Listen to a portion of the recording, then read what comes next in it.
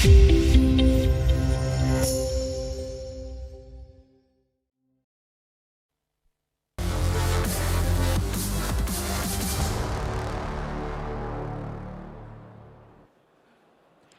everyone, I'm Esther Kovacs, co-founder of DroneTalks and the host of this series, Women Behind the Drone Revolution, where we visit conferences and have a stage talk about diversity and how we can enable different background and people to enter into the drone market. And one of the main topic, of course, is women, and this is what we will talk about. We will talk about today how to hire women, how you can encourage, the younger generation of women entering to the drone aviation industry. We will talk about great examples with panelists.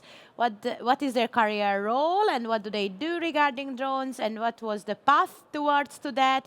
And we will listen real life examples as a female leader at the industry. Thank you so much for joining. Maybe first we can start with an introduction.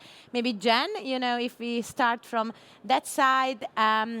Jen is the Senior Director of Regulatory Affairs at Skydio. Thank you, Jen, and please introduce yourself. Great, thanks. Good afternoon, everybody. My name is Jen Player. As Esther said, I lead the aviation regulatory affairs team at Skydio. Skydio is the largest US manufacturer of small drones. And you don't need to be an expert pilot to fly a Skydio drone. Our drones are really easy to operate. And the reason for that is their computer vision-based autonomy capabilities, which offer navigation in GPS-denied environments, obstacle avoidance, and a number of highly automated workflows. In my role on regulatory affairs, I work with our engineering team on regulatory compliance. I work with our customers, with regulators, and with standards development organizations to enable advanced drone operations. My background is in aeronautical engineering, and I started out my career flight testing military aircraft. I spent some time at Cessna Aircraft, working on certification of business jets in aerodynamics and flight controls. I spent some time at NASA, researching large-scale simulations of air traffic management concepts. And around 2011, I had the opportunity to lead a small team to build a really large drone, and that's when I fell in love with working on drones. So after that project ended, I had the opportunity to support BNSF Railway's UAS program. It's a large railroad in the United States looking to use drones for track inspection. And working through the FAA's Pathfinder program in 2015, we conducted the first long-range civil UAS operation in the continental United States. So I spent the next few years expanding those operations and approvals in many states in the western United States and conducting operations. From there, I started a consulting company to help other enterprise drone programs grow and conduct BVLOS operations. And in 2021, I joined Skydio, so I'm almost 2 years at Skydio now. And I'm particularly interested in our highly autonomous workflows and our drone-in-a-box or docked drone operations. I'm a private pilot, also a drone pilot. I own a 15-meter sailplane and an antique single-engine aircraft. And for about 6 years, I voluntarily led a 90-member flying club that owned 8 aircraft and operated a private airfield. So bottom line is I'm very passionate about aviation. I'm very passionate about the drone industry. And I look forward to a great conversation today with these panelists. And thanks, Esther, for inviting me to participate. Thank you, Jen. And, I think this is the last day of the conference. And, I see people gathering. So this conversation should be interactive, So I would love to challenge all of you to ask questions, from our panelists later on. But, second, Nina Dorfman, who is a manager of Drone Competence Center at Austro Control, who is an ANSP and a CAA together. Nina, please. Thank you, Esther, for the introduction, and thank you for having me, for inviting me. My name is Nina Dorfmeier. I'm the manager of the Drone Competence Center at Austro Control. And as Esther just said, we have a combination in Austria of the ANSP and the Civil Aviation Authority. So at Austro Control, we are bundling all our drone-related activities at our drone section. And on the one hand, of course, this is all the operational authorizations and also the safety promotion, the operator registration, everything to get drones in the air safely. And on the other hand, of course, as an ANSP, the topic of integration of unmanned aviation into the airspace is also very interesting for us. And we're having also huge interest in UTM systems, and all those topics are bundled within our Drone Competence Center. So very happy to be the manager of this section and in such a very fast evolving field. My background is legal. When I came to Austro Control, to the Civil Aviation Authority, like over 10 years ago, I started as a legal advisor, and the topics of drones was just coming up. So consumer drones were getting more and more popular in Austria, and basically there was no legal framework for that. So for me, it was very interesting to contribute to this very fast, technically evolving field, and to be able to contribute to write all the regulations from scratch, because that's a very rare thing that you never get to do as a legal advisor. So I was very passionate and very involved in the topic from the beginning, and kept doing that, having several drone projects, coordinating within Austro Control, with ATM, also with our ministry. And that's where I'm today, still passionate about drones and to get drones in the air safely. Amazing, thank you so much. And last but not least, of course, from Sprite, Diana Shager, who is the Vice President Business Development. Please. Oh, thank you very much, and thank you for having me here. I think that I probably have a little bit of a different story than most people here. So I am the VP of Business Development for Sprite. Sprite is an operator based out of the US, but we operate worldwide. We come from aviation heritage. Our parent company is the largest helicopter provider, a medical helicopter provider in the US. So we have a really rich aviation background, and we are using drones to implement critical medical delivery. We also do critical infrastructure, so we're a B2B service provider really working on areas where drones can make a critical impact for businesses models, and infrastructure. I personally have a very different background, I guess. I started my career in aviation. When I went to college, I was a mathematics intern, actually, and the FAA Technical Center was close by. That's the leading research center for the FAA. So I was in school, it was nearby, and I just happened to be there and have the opportunity to become an intern, which kicked off my career in aviation. So I didn't start in that direction. I went on to work in collision risk modeling and real-time simulations with the FAA and eventually Eurocontrol, supporting safety cases and implementations of new procedures in the NAS. Back then, it was a while back, and all of us in aviation are very familiar with GPS and tracking and information, but at the time, that was really new to the commercial segment. So I actually saw a great opportunity, and I stepped out of aviation, and I went and joined a mobile tech startup, and we became the first company to launch location-based services for consumers on cell phones. That sounds very not important, because we all do that, but I can assure you at that moment that was the same as launching your drone business and actually getting out into the market. And I believe that drones, we'll be talking about drones and how they're flying the same way that you all think that an application on a cell phone is just kind of every day. So that part is really exciting. After I was in that startup, there was an emerging concept, and that was technology as medicine. I have a personal passion and super interested, and there was a lot of opportunity in there, and I knew I had to join that. So I went and joined a company and eventually became their COO, and we developed mobile and web applications to help people with disease management and live healthier lifestyles. I got to work with leading researchers, traveled and worked with doctors and researchers across the country, and really learned a lot about healthcare, preventative health. was super inspired. I created and patented a new exercise bar, innovative bar that's pretty proud to say is used today to help therapists and patients regain healthier movement with neurological movement disorders.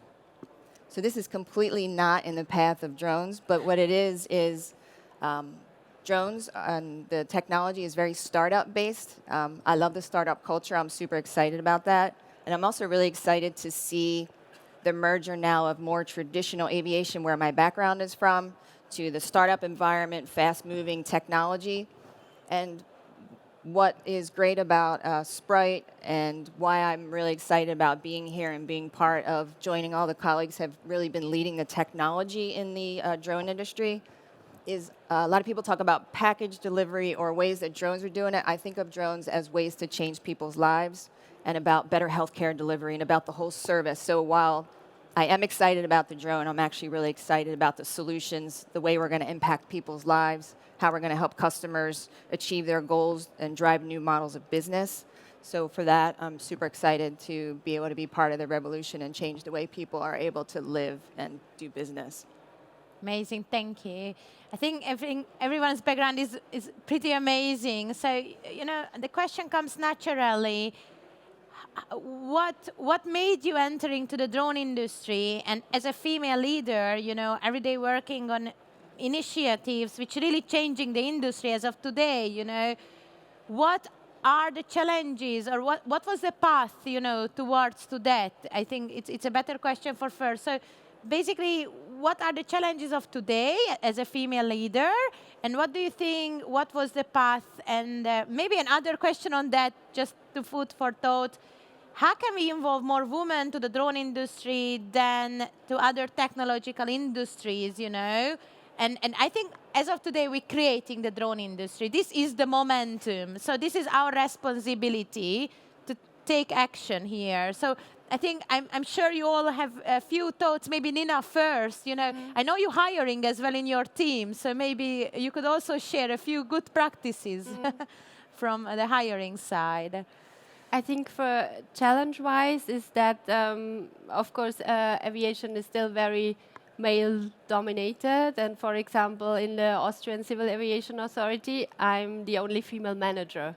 So this is definitely a challenge, but on the other hand, also an opportunity. And I'm very grateful that I've been given this opportunity because it brings the chance to just bring new perspectives to the table and to also influence on how this is evolving. And I think it's also an opportunity to show that, yes, diversity is necessary and diversity is really working, and we should really keep going on that path. So, and for the drone industry, as you said, it's so fast evolving.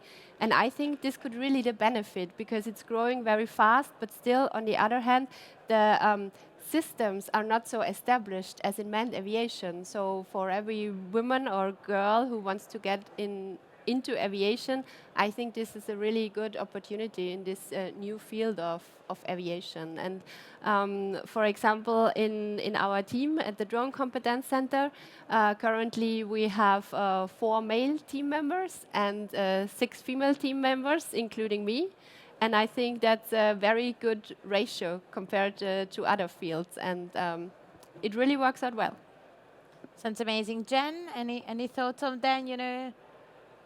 Well, I mean, at Skydio, we have a strong and growing group of female leaders at the company, and we've had a lot of strong support from executive leadership who recognize that there's, you know, been a underrepresentation of women in the tech and aviation sector. And what's even more important beyond just recognizing that is being proactive and taking practical steps to address the issue, which we're doing, and super proud of that.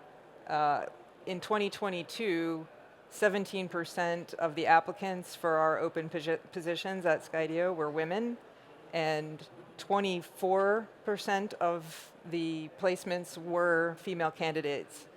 And even better, bringing women into the roles is that 27% of the promotions in 2022 were female promotions of females into higher roles. So that's like wonderful in terms of, you might say like 20%, there's a lot of room for improvement there, and there is, but traditionally I think in aviation it's been somewhere around 10% of a company is represented by women across the board between engineering and sales roles and all the roles in the company. So it's really exciting that the progress that we're making and the fact that we put a focus on it at Skydio, and there's a lot of strong support for it. So drones seem to be one of these, startup cultures with that has identified that we can bring the best minds in, and we can do that by recruiting women.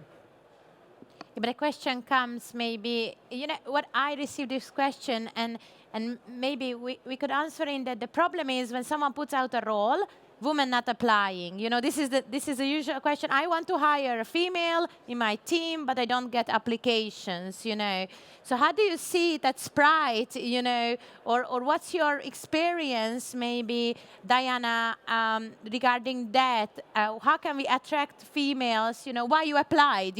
What attracted you to apply to the role? Well, first off, our parent company, our CEO, we're $1 billion company, and it's a female CEO that runs that. So I think that leadership at the top is a great example. Obviously, we all know that when you have a role model or a place to look, you know that it's a woman-friendly place. But really, because I have a strong background in healthcare and then coming from aviation, so I left aviation with that similar. You're one of two women in the room, and there's a lot of men. And then I moved into healthcare, and it was the first time I showed up in a room, and I was like, wow, there's half the women in the room and half the men, and sometimes more women in the room.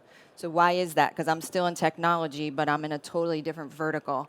So I think there's some lessons to learn from what attracts people, and everybody's interested in a different dimension. So if you advertise for a tech position, some people are excited. I'm excited about technology for how it impacts people's lives. Other people are excited about the technology because it's the latest and they are doing things. So I think people can consider, and employers can start to look at highlighting different aspects of a position, whether it's technical, business, it doesn't really matter.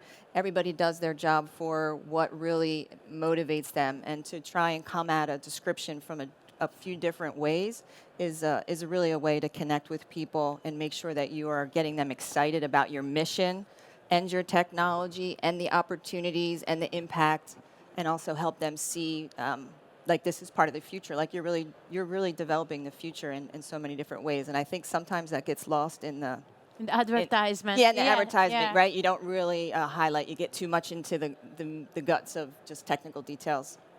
Yeah. What do you think, Nina? How do you hire? You have 6 women in the team. When you hire, how can you attract, or is there a quota? Like in a previous conference, someone said to me that is the way.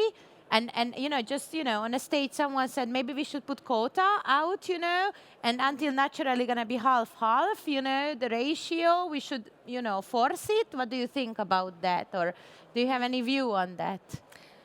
It's always difficult, of course, but I think it doesn't happen naturally to increase the quota. So you definitely have to look into that. And so far, it could also be that this is government-related, specific, but we didn't have any issues with getting applications from women so far. So it's always very balanced. I think it's also very important that you then get the right roles. I think. I still have the impression that in certain fields, women still have to work more and be more eager to get promoted to roles with more responsibility. It's kind of a bias, and I think for that, you should really look into that, and you have to have the awareness throughout the company, I think, throughout the organization, to really build an environment where you not cannot only hire good minds and also women, but that they also feel appreciated and seen and getting ahead. And I think that's very important to have perspectives as well. The culture, yeah, Yeah. yeah, yeah. Jen, anything on that? No, I would agree with both Nina and Deanna about showing that that your job, that your role has an impact, that it's exciting both from a technical standpoint, if that's the role you're looking at, but also the impact you're going to have and the contribution you're going to make. I think is something that's important to women applicants. I also think growing the applicant pool starts young. So if you want to have a large applicant pool that includes women that can compete for the roles, it starts with inspiring girls and young women early to consider STEM fields. And at Skydio, we have programs that Youth Fly Days, a UAS for STEM program, and women within Skydio who sponsor robotics and other flight demonstration days in their communities. So just that exposure, consider a STEM field. You know, a few years later, you're going to have more applicants for the roles that you're putting out there, and hopefully those are written in a way that attract women to apply for the roles. Cannot agree more. So, you know, I think the other topic is that, which is extremely important to talk about, is that as a daily basis, is that really different? You are a woman in the room, you know? Like personally, I got invited to panel to tick the woman numbers, you know? They must show in the panel there is a woman, you know? And personally, I invited to panels where I had nothing to do with the topic. I'm not sure if you had this experience or not. And I never got invited in panels where I had really a lot to do with the topic, you know, because, you know, they labeled me too young, too female, too passionate, you know, too much. You know, you cannot imagine how many times I was too much, you know. And I think somewhere this is where I think a little bit as a woman, to me, is difficult, you know.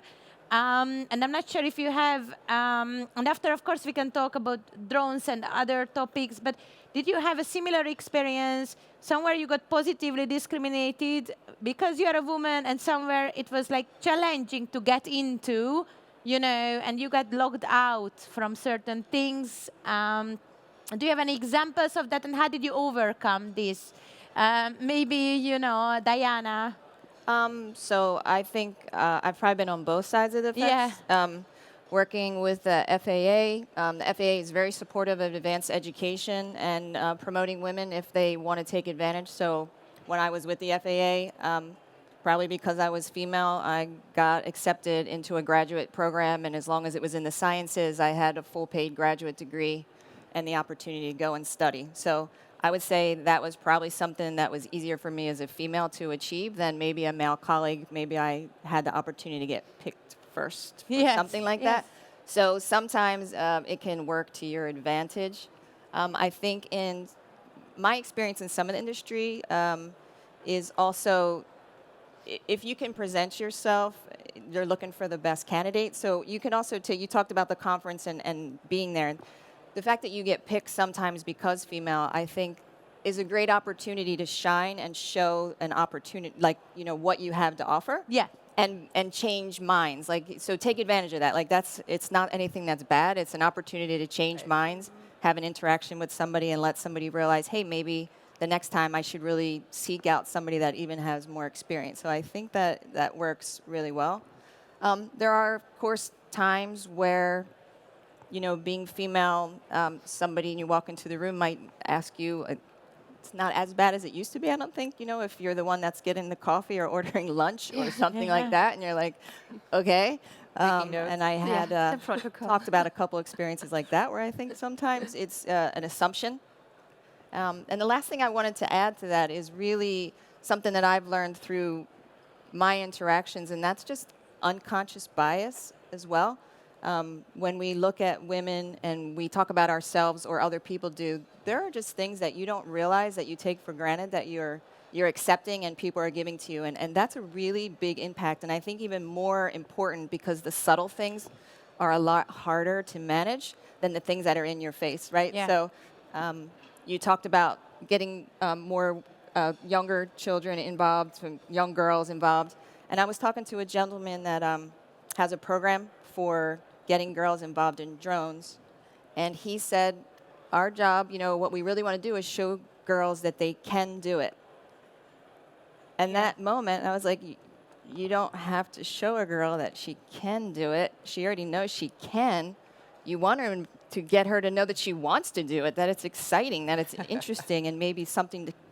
That's that unconscious layer, I think, that we all have. And maybe so many years ago, I wouldn't have picked up on the can and those different things. So I think that there's you get stuff because you're a woman, but there's a subtle undertone that all of us can learn about, whether it's female, gender, whatever it is, the issue that's through a lot of things. And I think we have to maybe pay attention. It would do a lot to change job applications, interaction, feeling welcome, different things like that. Yeah. I can relate. Like, I would be the happiest if this panel wouldn't happen, Exactly. Like, honestly, I don't want to moderate a panel like this. Right. I don't want this. But, ATM Congress, did you see the photos? Every single panel was full of white male people. Like, if you scrolled all the photos, there was like a giant LinkedIn movement because females started to comment under it and say, organizers, next time, maybe, not the whole panel discussion should be, but like every single panel. So we must still push this. And, the audience is full. Like, this is the last day, probably one of the last panels, and you are still sitting here, which means there is a problem which we need to solve somehow.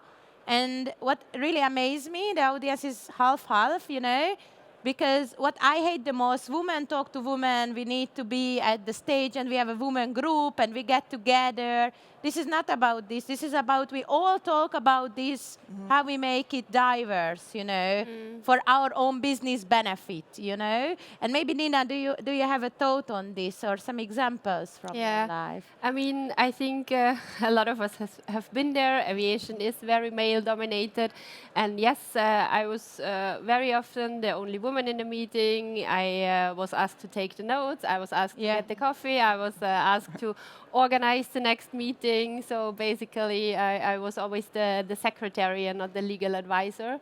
But I think I'm happy to say that this has changed. I think over the last decade, I think that there is more awareness now. We really have to push that also for managers and for leaders in every organization to really have the awareness that this is not okay. And I think the awareness is growing. So you're not really getting discriminated so much anymore. Also, a lot of women probably have been there for also when applying for jobs and you have a certain age, you're always under the presumption that you're getting kids very soon. So you're discriminated. And I think that this just has to change because also, if so, you still want to have the best applicant and the best ideas on the table. So that should not matter. But in my opinion, or in my experience, that has really changed over the last years and doesn't happen to me so often. Maybe you could also say you have the advantage that you get underestimated a lot of times, and then you just can surprise. But do you think, sir, it not happens with you now because you're in leadership position and people not, enough brave? Or do you think, and before you were maybe more junior, and or do you think it not happens with you because really the industry shuffled and changed, or is it both? I think it's a combination of both. Of course, when you are more junior or new in a company, you're not so much in the position to speak up or to point out those things. But luckily, more and more people do. And I think what's also really important that you also have the backing of your male colleagues.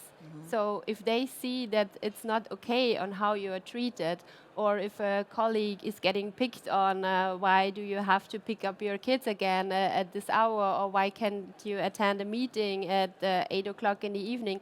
I think in my experience, more and more also male colleagues really have a say and speak up, and also recognize that this is not okay. And so I think the awareness is there, and it is changing, and also could possibly be that the drone industry, of course, is younger than traditional aviation. So you also deal with younger people, and the mindset is different. Could also be, of course. Could be. Like, I want Jen's opinion in this. You know, when I started to work in the drone industry, I was frustrated so many times. I went home crying, and I cried on Lorenzo's shoulder, who is my husband, you probably know. And I'm like, did you see how they dealt with me? Did you see what they said? You know, I was so frustrated. And he like, I didn't see. And I'm like, how you could not see? When you talk, people listen. When I talk, they don't, you know. And he's like, and he really didn't see. And after a while, I understood, because he's not in the shoes of mine, and not and he loves me. He's my husband, right? So he has all the support on the planet, but because he's not in the shoes of me, he really didn't see the difference, you know. So after a while, I understood male parties. It's nothing on purpose, you know. When they organize a panel where there is no female, or when there is a full of board of directors of an association and there is no female, I'm the only female in the whole Swiss industry board of association of drones. It's not on purpose. This is what I realized. Well, that's the unconscious bias part. It's just you kind of accept what's happening, and you don't really realize it until it... You just go with it, because things working, but it could work better if it's diverse. I'm not sure, Jen, what do you think about this? Is it... Yeah, I agree with a lot of things that have been said already. I think things are a lot different now than when I started my career. And it's much better. I think unconscious bias training is a good thing for companies to do, because you become self-aware about it a little bit more. And you mentioned advocates, right? Having other team members, including males, now have an awareness of some of these dynamics and can intervene on your behalf and help you. And like an example of that is maybe a customer call where you have teammates and you have a customer or an external party you're dealing with, and say you're the female, and that customer is not really acknowledging you or listening to you, even though you're the most senior person in the room or you're leading the conversation. They instead direct their attention to a male. Exactly. But your male coworkers who now observe this and have an awareness of it can redirect the conversation back to you or defer to you or help you in this way. So these things like happen now, where in my experience that was not the case. You were kind of on your own, had to figure out how to deal with it, maybe overcome some upset in the moment and figure out how to deal with your emotions and carry forward, which is a lot harder to do, and puts more pressure on you while you're trying to do, important business work or technical work. So I think a lot's changed for the better. I think we have, awareness of this and a lot of advocates and help from our teammates, male and female, to combat some of these things.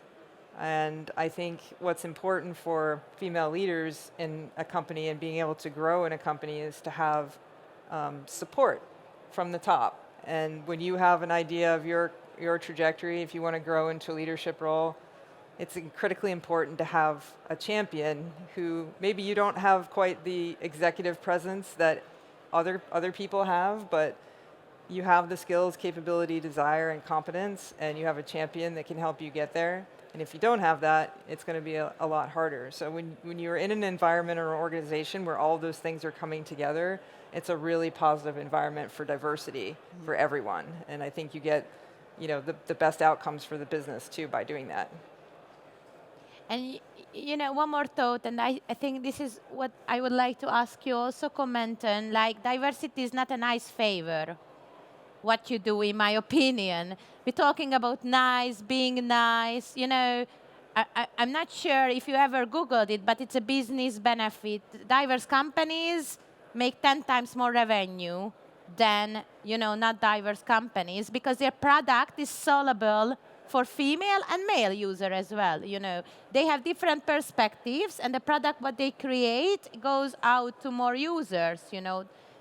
And end of the day, this is a favor for your own profit. Diversity is a favor for your own company. This is not something what you do to me, or to anyone else. This is how I think. But I'm pretty, dramatic on this. I'm not sure, any of you would want to comment on it. Did you see any numbers or any business benefit on it? Because I did read about productivity. It's extremely high. Revenue generation goes double, triple in 2-3 years, with different perspectives in the decision-making rooms. Yeah. Before I came on with Sprite, so I was in companies and we raised venture capital. I personally raised angel funding for my company when I did, and that is, what is it? I think about 2.5% of female founders even get capital, right? So there's systemic problems, whether it's raising capital from VCs, whether it's trying to get more revenue for your company. That shows, a woman-backed company, I think it's 30% more revenue from those companies.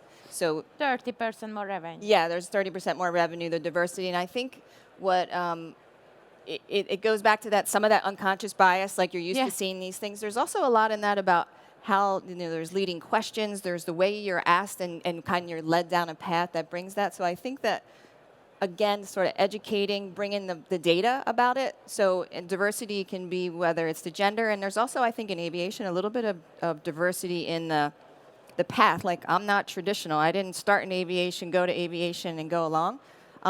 And I think you need a mix of both of those people, because when you bring different perspectives, you get different problem-solving perspectives, right? And I think that's the whole diversity of male-female. You're just getting different perspectives. You're seeing a different point of view. You're able to handle your customer problems maybe more innovatively and be able to do that. And that's what's going to drive your revenue, give you a better environment. So I think that if people just think of it from great business, there's just a ton of data. There's lots of studies out there that show it's just good business bottom-line numbers.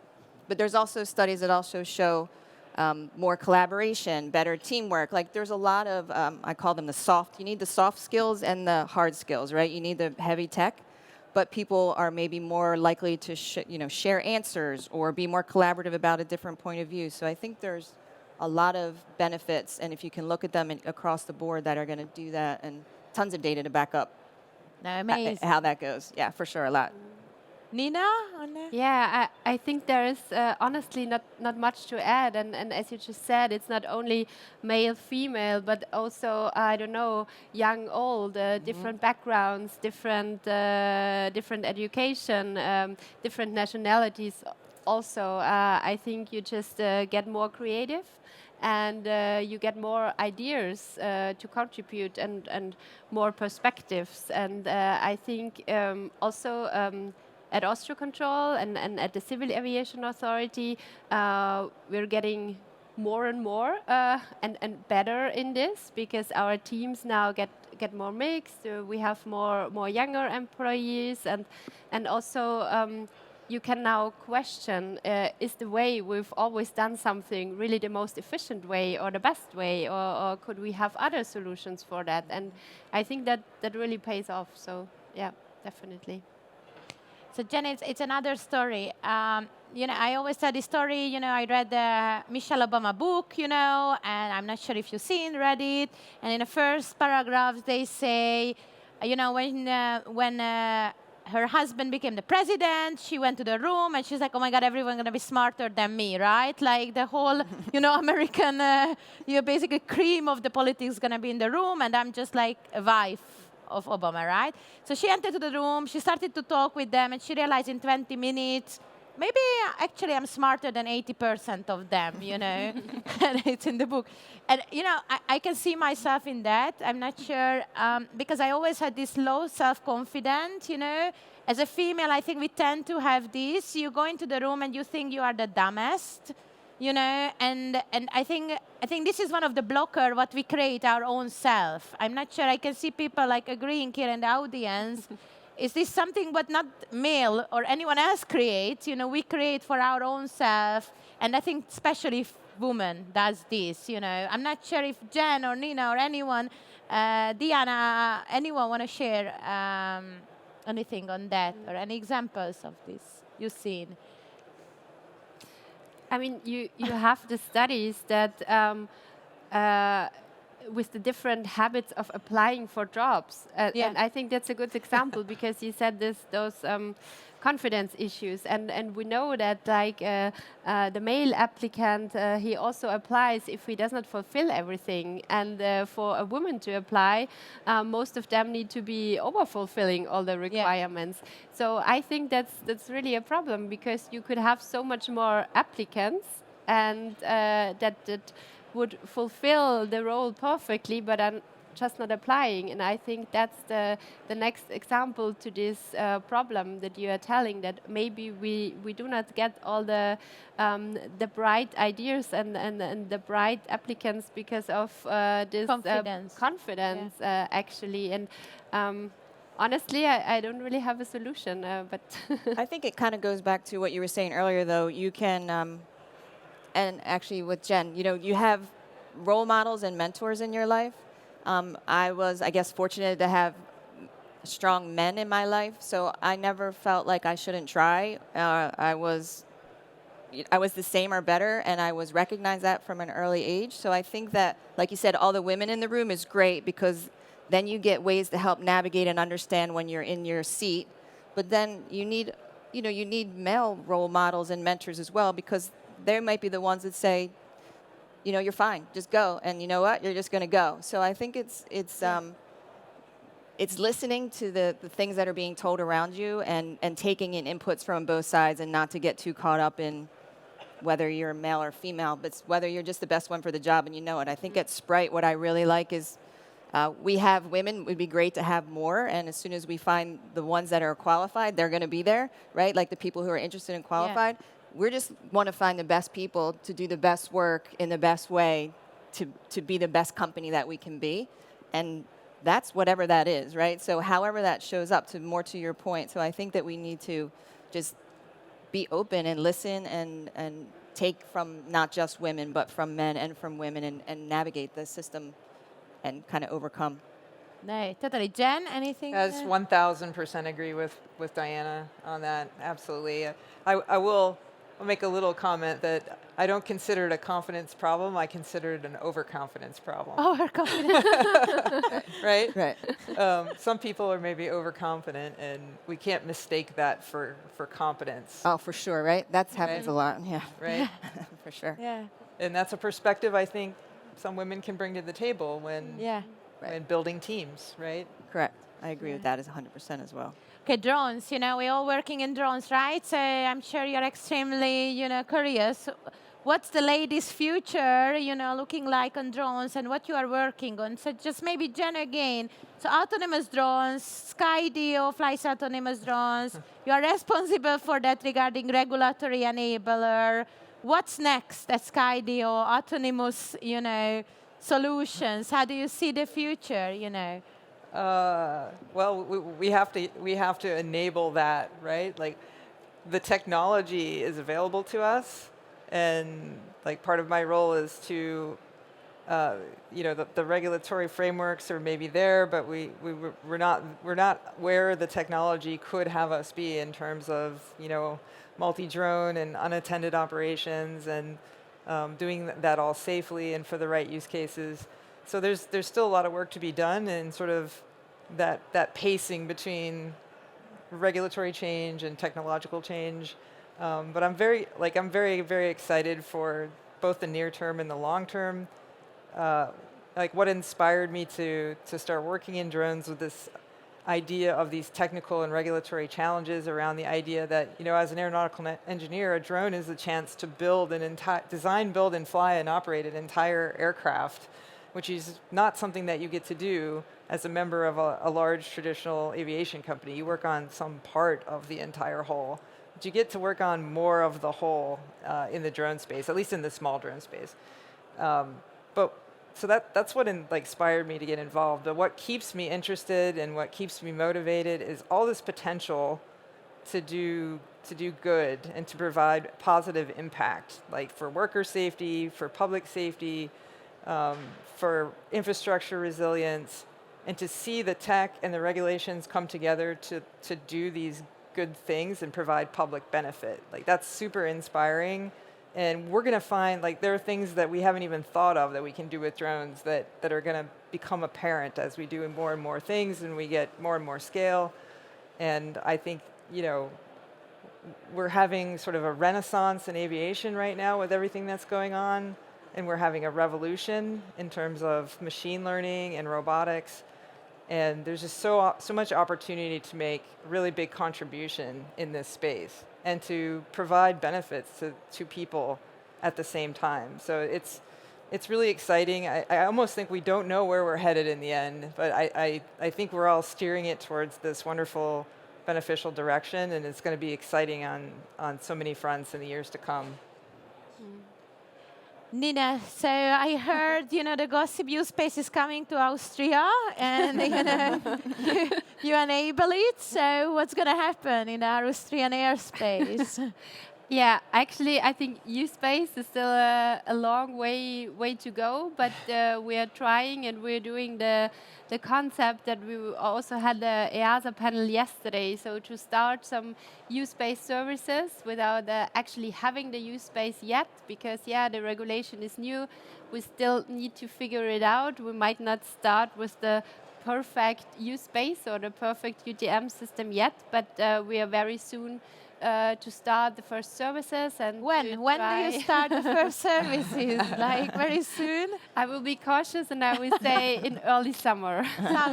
Summer. And yeah, so we are getting our first shot at integrating the unmanned traffic into our CTRs, and we are very excited about that. And it's been a big project for us and also for our ATM department, and we are very excited to taking the next steps and to really enable more drone flights, hopefully in Austria soon. It's amazing. So I just heard Sprite is really, you know, commercializing hospital deliveries, pharmaceutical deliveries, and really active listening to the user's perspective, you know, coming from a big aviation. So what's next, you know, at Sprite side? Well, as you mentioned, our focus is really on coming up with complete solutions. So we are an operator. We're taking a systems of systems approach. There's lots of technology out there. Not everything is perfectly come together. So we're really looking at our customers and what do we need to serve them. And an important part is a solution is not just the drone, which is a small piece. There's the whole integration with the customer. What is their business? How are you deploying? What are we trying to bring? How is that safe delivery? What happens on the other side? So we're really focused on expanding that entire end-to-end solution and being, we want to be a partner with our, with our customers. So really making sure that we not only have the best drone technology and we're working with the best drone, tech companies out there, but we're also working on all the solutions and tech that goes on all the periphery of that and building out a comprehensive, scalable solution that makes money and everybody has business and it is going to be there for the long term, right? Not just a proof of concept or a pilot, but scalable business solutions that solve business problems. Amazing. So I think we arrived to the question part. You can ask any question related to drones or women career path, I would like to encourage people to really do ask. Okay, I love you already. Amazing. You haven't even heard the question. Doesn't matter. Let's give a small introduction because I just want to add something to your story. Probably everybody here knows SpaceX. Yes. SpaceX has a female chief operating officer called Gwynne Shotwell. And Gwynne always talks about how she ended up in the space industry. And then she tells an anecdote that no male manager would ever say. Because every time she talks about the suit that the female engineer was wearing at a presentation that she attended as a girl. And that made such an impression on her that still now she's, a very important manager, she still repeats that each time.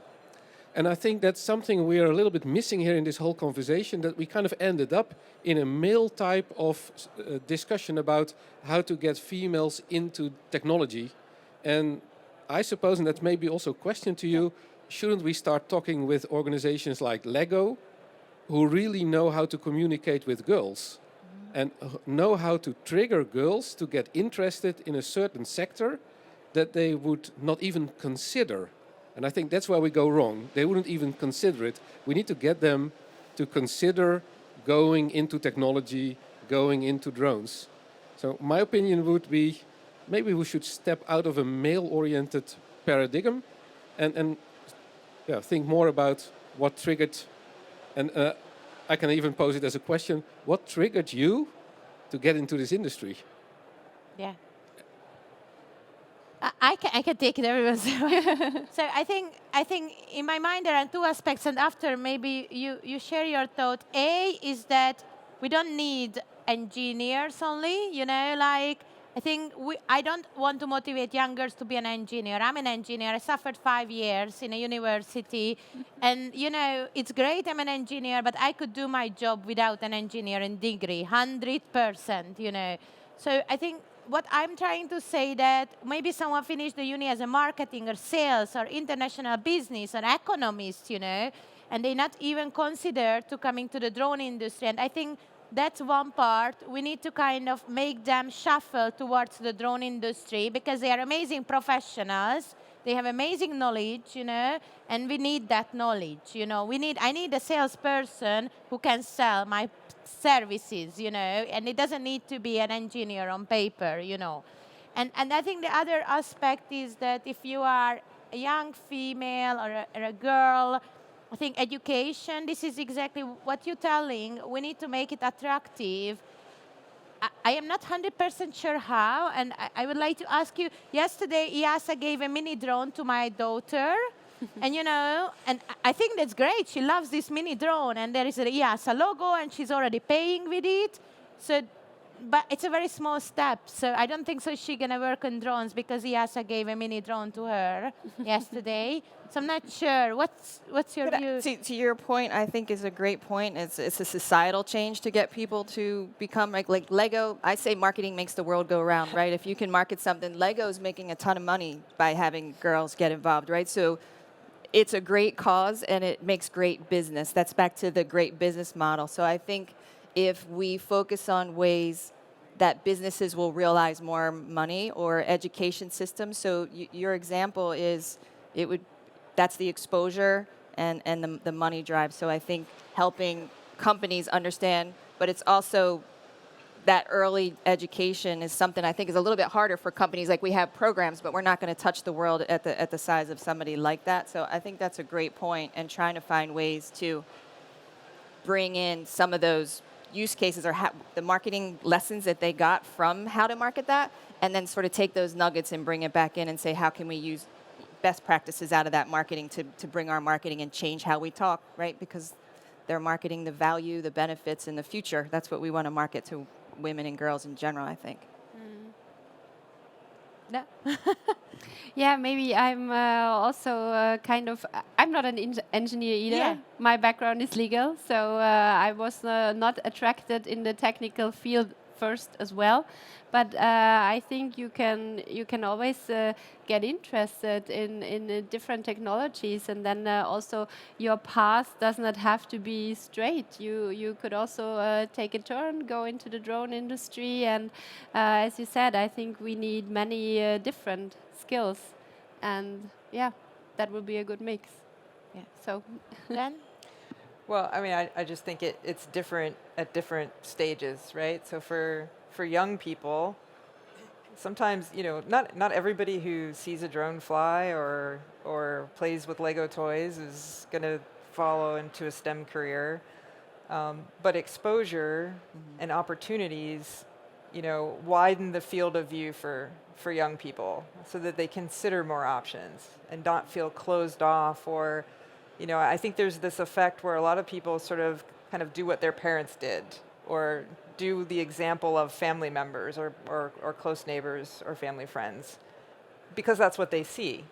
So they know that career path works, they have an example to look to, and if they never see or experience a real live person who's doing something different, they just don't maybe think about it. So across the board, I think having role models, having visibility of our industry, of the kinds of career fields there are, and having opportunities to explore them, from playing around with toys all the way through, high school robotics competitions or, other, and at another level, at later in your career, just that there's this cool industry out there. There are these trade shows.